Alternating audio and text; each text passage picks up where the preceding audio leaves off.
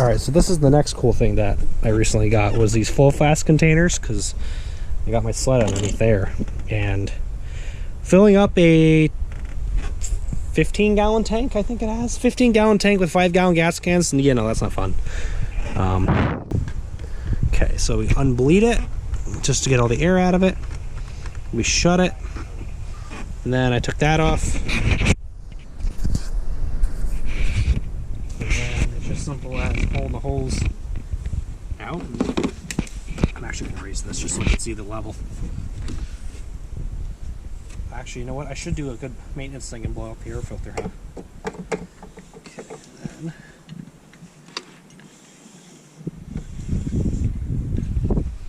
Nobody doesn't get in my way. No, just kidding. It's going to get in my way.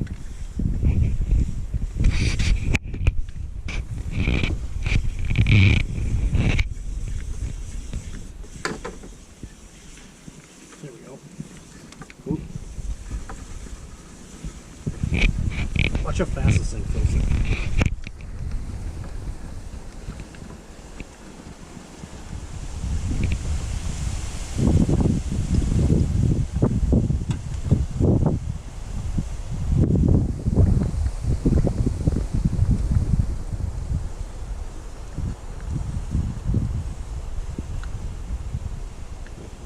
You just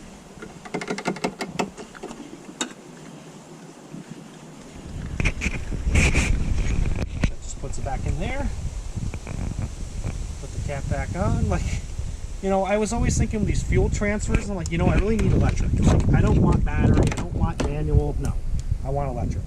You know what, give these things a try, because you know what, don't knock until you try it, but these things, then I just let the vent open, because that creates pressure in there when you're using that, and close the vent. So I guess if you guys didn't know, this is a LTX 1050 hydrostatic. The main reason why this was put out back is because you moved and I guess something was wrong with the transmission. And these are non-serviceable transmissions, but upon further diagnosis, it's simple to get into them, and the cure for the transmission, because that's really the key thing. If the transmission's junk, the whole thing's junk. It's done. Funny enough is I put some, you know, I cracked it and I'm like, I don't see any oil in there. I'm just seeing gears. I pour some nice John Deere hydrostatic oil in there. Oh boy, this thing ran like brand new. It's like, oh, that figures. All right, let me get this out of the way. And then the air filter, these, you didn't know, is underneath these. It's a Coiler Courage 22. I think it's kind of worn out because it doesn't feel like 22 horsepower. I don't know, but like that 15 horsepower Kawasaki feels like it's got 30, because that brush mower goes through anything. Should I enter the video where I shredded your vacuum? That was awesome. That was absolutely awesome. Oh yeah. All right, let's do some maintenance on this and then we'll get to mowing. So this is why you blow out your air filters, right? Because they're a little dusty. Inside out.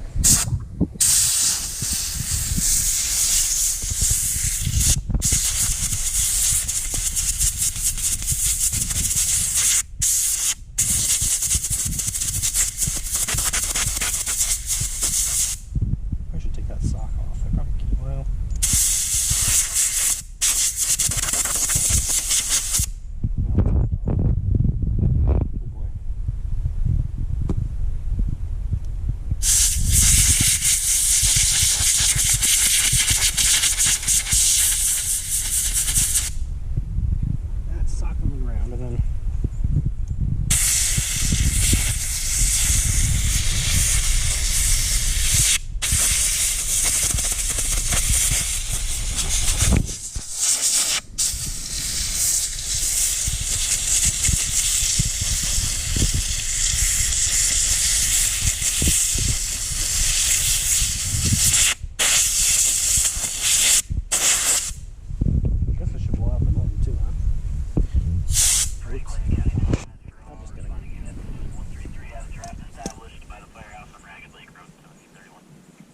This just goes back on this.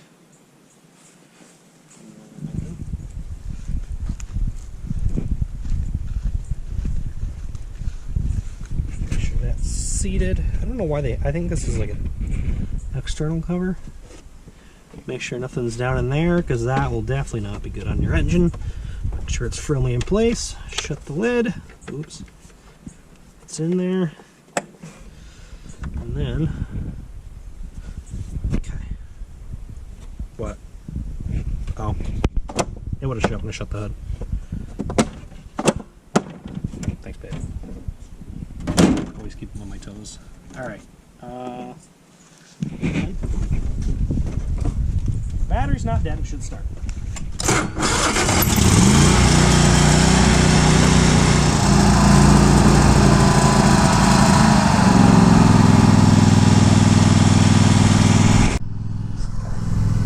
And of course, you always need ear protection. None other than ISO, or not ISO tunes, 3M work tunes. These things are awesome. Turn them on and just jam out.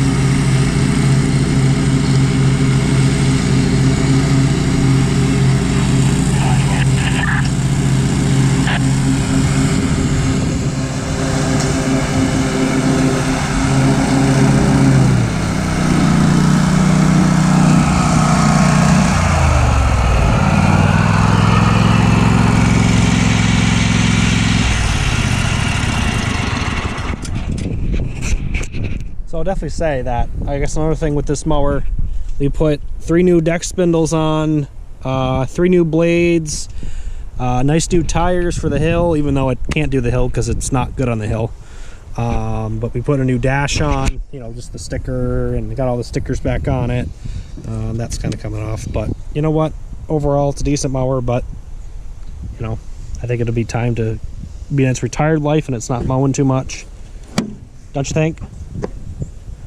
And I'm okay. I'm okay with that. I mean, this did its job, but I'm just glad it's running and it's back to normal. And I mean, because a new mower like this is about $3 grand. We only really put $1,000 in it, if that. I think. And as you can see, that's kind of what it leaves for a cut. I mean, it's really not bad. That brings me to another point. These are Cub Cadet OEM blades. I know, you know, in some cases you want to cheap out or not cheap out, find a cheaper blade. I understand that. I did that with this. But at one point it was like missing and I just couldn't figure it out. And finally I talked to one of our local dealers. It just was, the cut was horrible, wasn't it? And it's like, those were like $40 blades for a 3-pack on Amazon. They were good. They were, you know, okay reviewed. I'm like, all right, well, let me give them a try. I did see they weren't the best at some cutting circumstances, but they did not cut well at all. Went to Home Depot, looked up the parts, got a new 3 set of blades for about, what, 80 bucks? And I swear it cuts, if not close to the John Deere, if not pretty damn good. I'm very happy with it. It leaves good stripes. So I can't go wrong with that. So thanks for watching this series, guys. Let me know if you want more mowing videos, but here we go. This is the Cub Cadet.